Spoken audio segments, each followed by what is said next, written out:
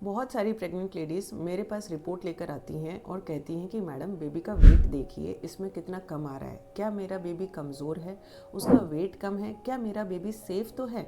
तो इस वीडियो में मैं आपको इन बातों के बारे में एक एक करके पूरी जानकारी देना चाहूँगी कि आखिर कमज़ोर बेबी हम कहते किसको हैं, FGR और IUGR या कॉन्स्टिट्यूशनली स्मॉल बेबीज़ में आखिर डिफरेंस क्या होता है।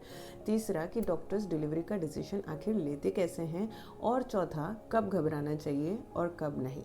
मैं डॉक्टर प्रिया मिल, शिवालिक हॉस्पिटल से। सबसे पहले ये समझना ज़रूरी है कि प्रेगनेंसी में बेबी की ग्रोथ का मतलब सिर्फ उसका वेट नहीं होता है। क्या क्या देखा जाता है सोनोग्राफी में? सबसे पहला एस्टिमेटेड फीटल वेट, दूसरा एब्डोमिनल सर्कमफेरेंस, तीसरा उसके हेड का सर्कमफेरेंस और चौथा फीमर लेंथ। इन चारों चीज़ों को देख के इसकी वैल्यूज़ एक ग्रोथ चार्ट से कंपेयर की जाती है। हर बेबी एक जैसा नहीं होता है। जैसे एडल्ट्स में सबका वेट अलग अलग होता है, वैसे ही बेबीज़ में भी वेट अलग अलग हो सकता है। अब बात आती है कि बेबी या तो छोटा है या उसकी ग्रोथ स्लो है, तो इसमें बहुत ज़्यादा कन्फ्यूजन होता है। कॉन्स्टिट्यूशनली स्मॉल बेबीज़ में क्या देखा जाता है कि उनके माँ बाप का भी जेनेटिकली स्ट्रक्चर छोटा है।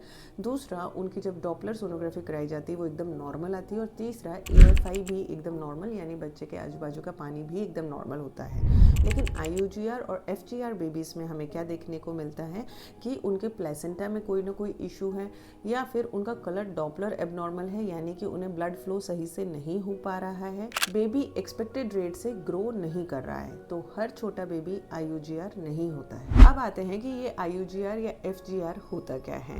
जब बेबी का वेट या ग्रोथ प्रेगनेंसी के टाइम के हिसाब से 10th परसेंटाइल के नीचे चला जाए और रीज़न मेडिकल हो, तो उसे हम कहते हैं FGR या IUGR बेबी। ये दो टाइप में हम डिस्ट्रीब्यूट करते हैं। सबसे पहला अर्ली ऑनसेट FGR जो कि 28 सप्ताह से पहले का होता है, और लेट ऑनसेट FGR जो कि 32 सप्ताह के बाद देखने को मिलता है और जो कि ज़्यादा कॉमन है। अब सवाल आता है कि आखिर बेबी की ग्रोथ स्लो क्यों होती है। तो ये तीन चीज़ों में हम कैटेगराइज करके बात करते हैं। सबसे पहला मदर रिलेटेड कॉजेज जो कि माँ की वजह से कॉज होते हैं। माँ को BP है, सीवियर प्री एक्लैम्पशिया है। दूसरा, माँ को थायराइड के डिसऑर्डर है। तीसरा, खून की कमी बहुत सीवियर और लंबी चली हुई आई है। चौथा, मदर को डायबिटीज़ है और जिसका कंट्रोल अच्छा नहीं है। स्मोकिंग है या टबाको एडिक्शन है मदर को, या फिर उसका पुअर न्यूट्रिशन है। दूसरे कॉजेस में आते हैं प्लेसेंटा रिलेटेड कॉजेस, यानी कि जो आंवल की वजह से होता है। तो प्लेसेंटा या तो ठीक से काम नहीं कर रहा है, प्लेसेंटा में छोटे छोटे इन्फार्क्ट्स हो चुके हैं जिसकी वजह से बेबी को ब्लड फ्लो सही नहीं हो पा रहा है। और तीसरा जो होता है उसको ब्लड फ्लो एकदम कम हो जाता है। नेक्स्ट आता है baby related causes. Baby related में आता है कुछ इन्फेक्शंस या फिर क्रोमोसोमल एनोमलीज। 90% जो कॉजेस होते हैं बेबी के IUGR या FGR होने में, उसमें आते हैं प्लेसेंटा या मदर रिलेटेड कॉजेस। बेबी वाले कॉजेस बहुत ही कम होते हैं क्योंकि उसकी गलती नहीं होती है। बात करते हैं कि कौन कौन से टेस्ट ज़रूरी हैं। सबसे पहला होता है ग्रोथ स्कैन, जो कि अगर बेबी में कुछ इशू आया है तो हर 2 से 3 हफ्ते में आपको रिपीट करवाना पड़ेगा। दूसरा होता है कलर डॉपलर, जिसमें 3 आर्टरीज के फ्लो देखे जाते हैं, umbilical artery, middle cerebral artery और यूट्राइन आर्टरी का फ्लो।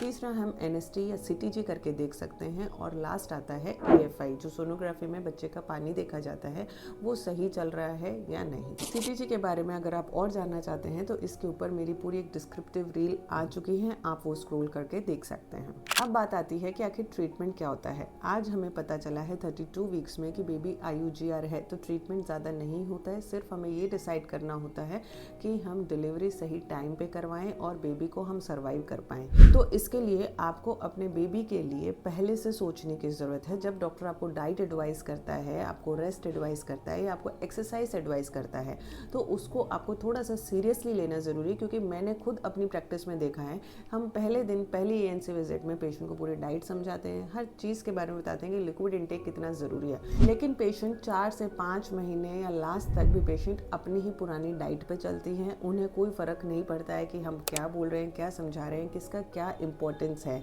तो लास्ट में अगर आप डॉक्टर से एक्सपेक्ट करें कि अब ये मेरे बेबी को एकदम हेल्दी कर दें, तो वो चीज़ पॉसिबल नहीं होती है। दूसरा डिपेंड करता है कि आप फिजिकल रेस्ट कितना लेते हैं, आपका स्ट्रेस लेवल क्या है और आपकी डाइट अच्छी है या नहीं। फिर आते हैं मेडिसिन पे। अगर BP है तो BP को कंट्रोल किया जाता है, ब्लड थिनर्स दिए जाते हैं और स्टीरॉयड के इंजेक्शंस, क्योंकि अगर प्रीटर्म डिलीवरी का रिस्क है तो उनका बहुत ज़्यादा इंपॉर्टेंस होता है। आखिर डिलीवरी कब करवानी पड़ती है ये डॉक्टर डिसाइड करते हैं, और केवल वेट देख के ये डिसीजन नहीं होता है। आपकी कलर डॉपलर देखी जाती है, आपकी CTG, आपका AFI और आपके बेबी का वेट क्या है, ये सब कंबाइंड देख के डॉक्टर डिसाइड करते हैं।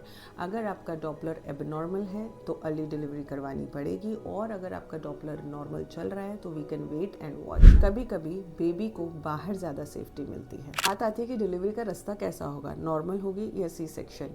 ये डिपेंड करता है बेबी की ग्रोथ पे, बेबी की टॉलरेंस पे, कि वो आपके यूट्रस के कॉन्ट्रैक्शंस टॉलरेट कर पाएगा या नहीं। उसके लिए बेबी का कलर डॉपलर एकदम नॉर्मल होना ज़रूरी है, तभी हम नॉर्मल डिलीवरी के लिए जा सकते हैं।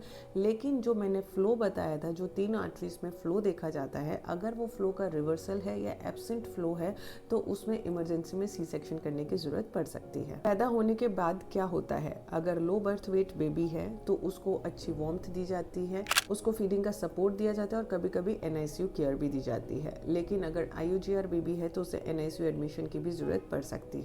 अक्सर ये बेबीज 6 से 12 महीने में वापस से अपनी ग्रोथ को कैचअप कर लेते हैं। बेबी का छोटा होना डर की बात नहीं, लेकिन रिपोर्ट्स को इग्नोर करना गलत है। रेगुलर फॉलोअप, सही टेस्टिंग और टाइमली डिसीजन से ये बेबीज बिल्कुल हेल्दी पैदा हो सकते हैं।